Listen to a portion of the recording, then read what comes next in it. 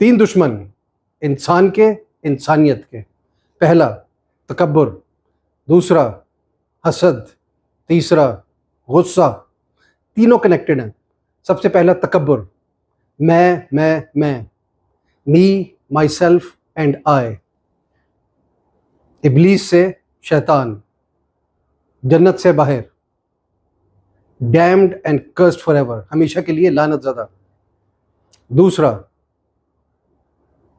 हसद, पहला गुनाह दुनिया में, हाबील और काबील, हसद। तीसरा गुनाह गुस्सा। अब गुस्सा क्या है? आग।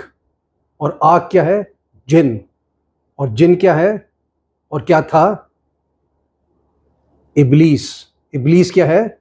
शैतान। शैतान क्या है? आग। तो गुस्सा क्या है? आग। तो तीनों गुनाह इंटरकनेक्टेड हैं। पहला क्या था? तकब्बुर। तकब्बुर की वजह से क्या होता है? हसद। हसद की वजह से क्या होता है? गुस्सा। तो तीनों इमोशंस को कंट्रोल करें और अच्छे इंसान की तरह बिहेव करें।